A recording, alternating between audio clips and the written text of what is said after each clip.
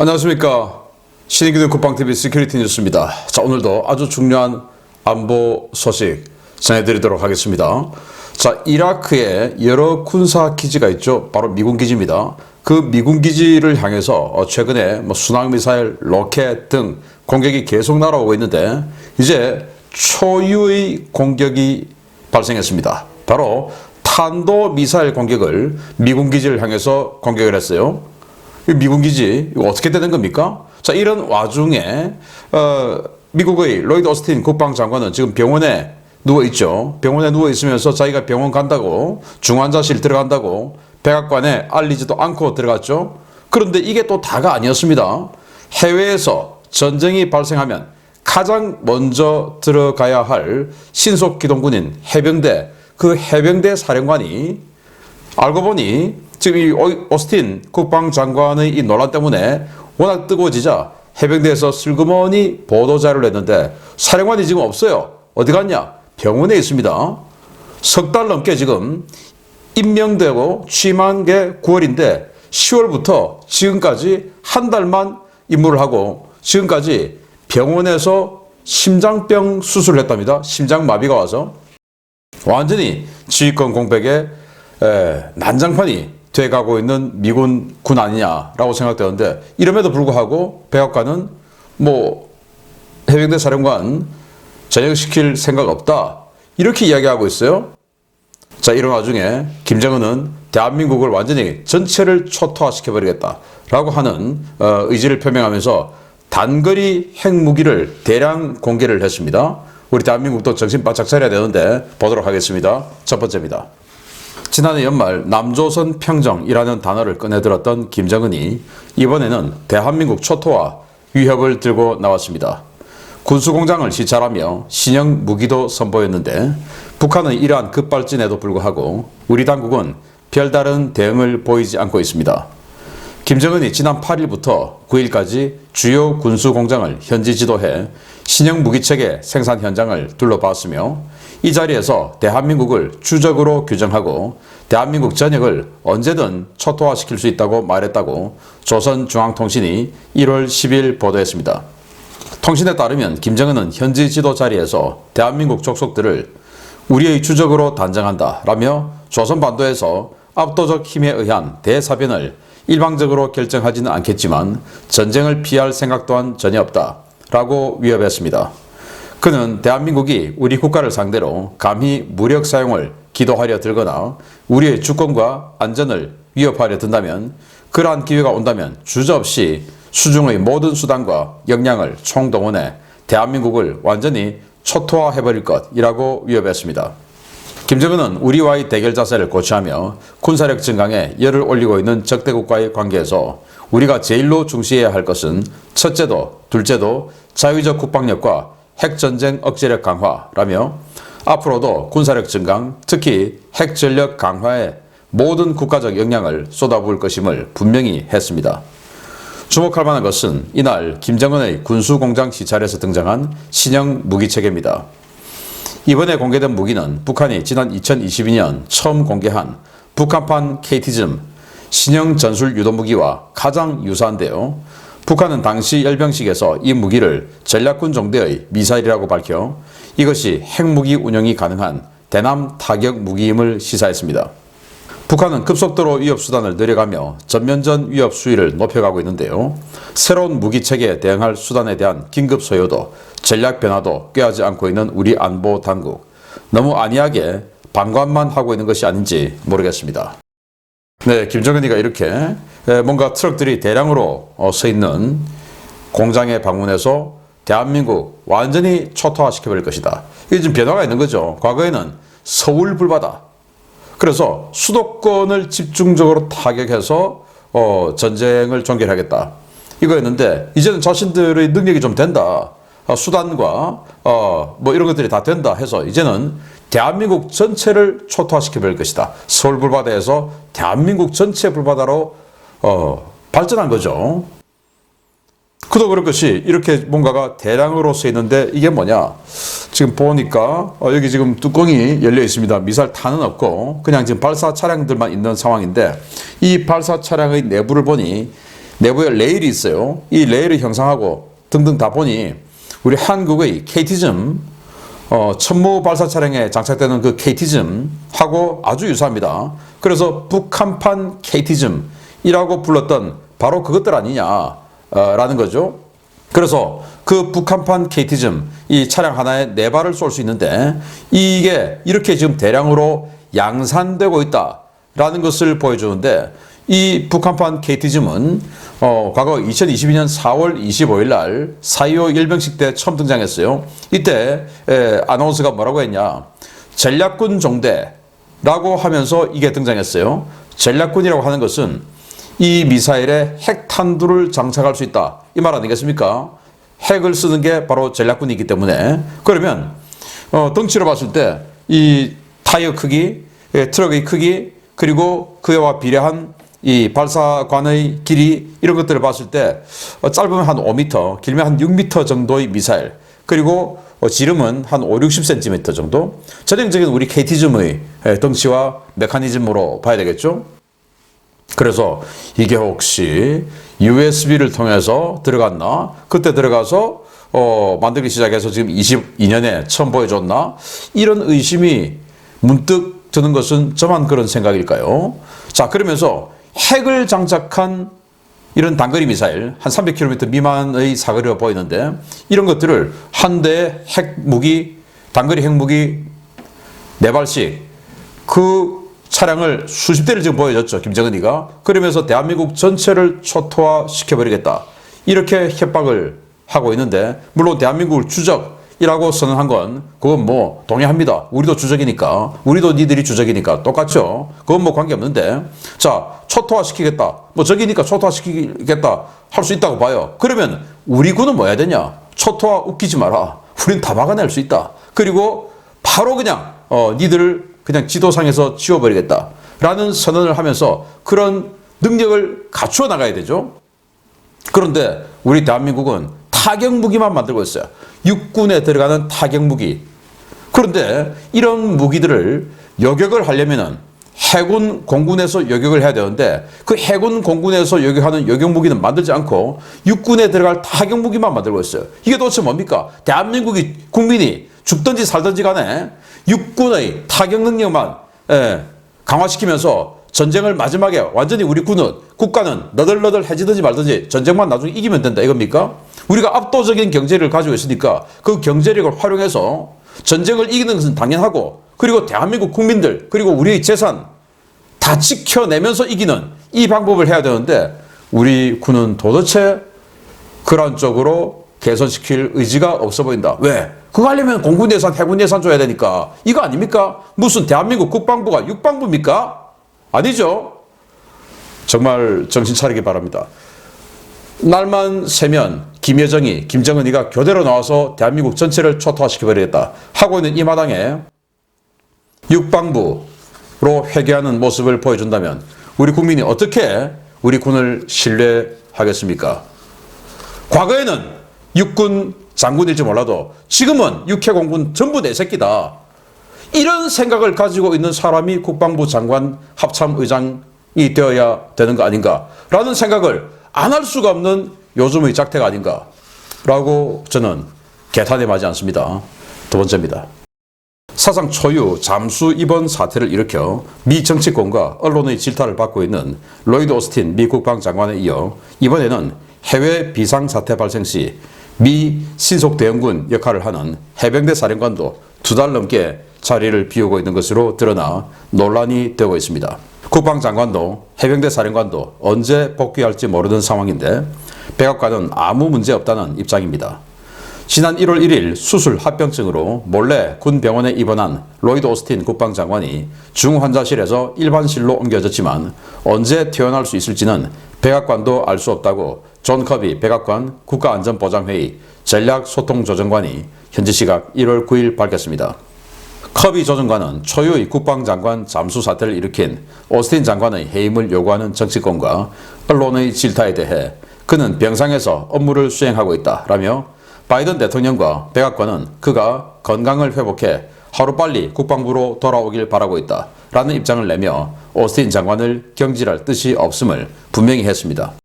이런 가운데 미 해병대 사령관인 에릭 스미스 대장도 2달 넘게 병상에서 투병 중인 사실이 확인되었습니다.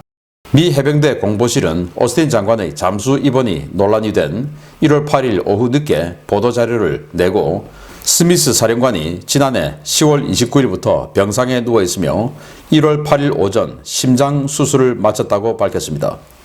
스미스 사령관은 10월 29일 아침 조깅 도중 쓰러져 심정지 상태로 병원으로 이송되는데요.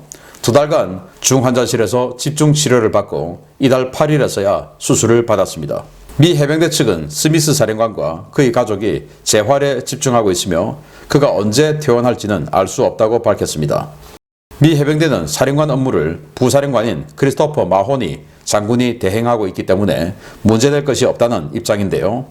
국방장관에 이어 해병대 사령관까지 건강에 심각한 문제가 발생해 자리를 비우고 있다는 사실이 드러나면서 정치권과 언론은 바이든 대통령을 맹렬히 비난하면서 이들의 즉각적인 교체를 요구하고 있습니다. 문제는 이러한 리더십 공백 사태에 대해 바이든 대통령 본인은 아무 문제가 없다고 판단하고 있다는 것인데요. 미국 역사상 이렇게 무책임하고 무기력한 대통령이 다시 있을지 모르겠습니다. 국방장관이 그동안은 자기 병명을 안 밝혔었어요. 그런데 이제는 워낙 논란이 되니까 병명을 밝혔습니다.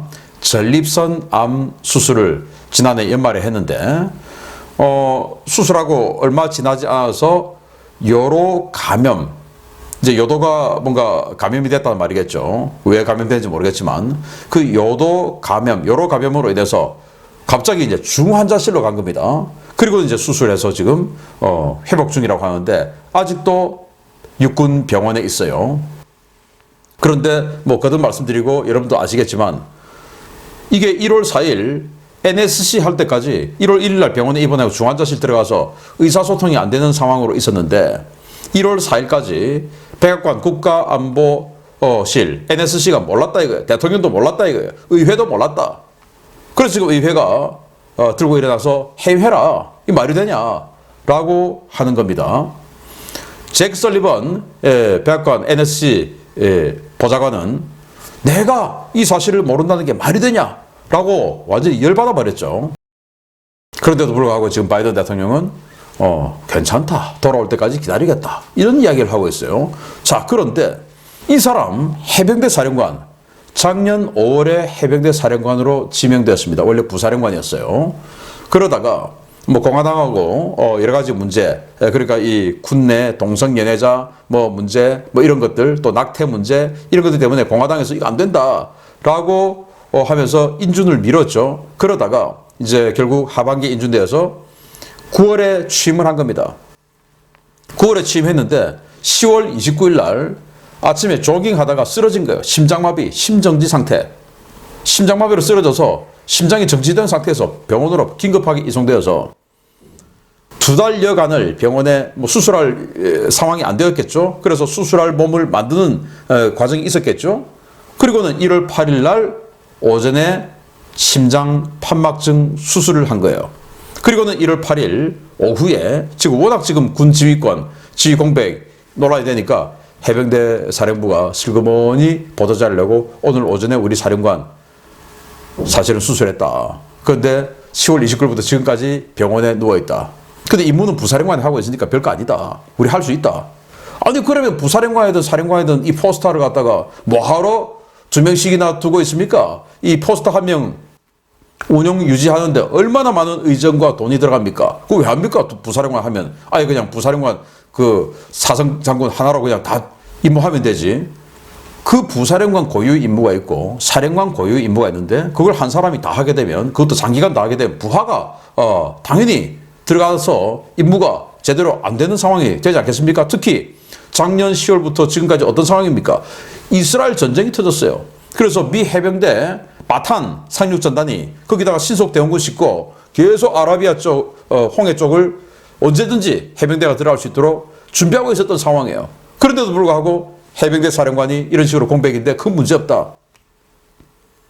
그런데 지금 심장 판막증 수술하고 심장마비가 왔던 사람이 제대로 앞으로 언제 임무를 할지 모른다 이거예요. 그런데도 불구하고 문제 없다라고 하는 이 바이든 정부의 이 태도가 과연 미국 대통령은 미국만의 대통령이라고 봐서는 안 되는 거죠. 전 세계 안보를 책임져야 되는데 과연 전 세계 안보를 책임질 역량과 자질, 자격이 되는가?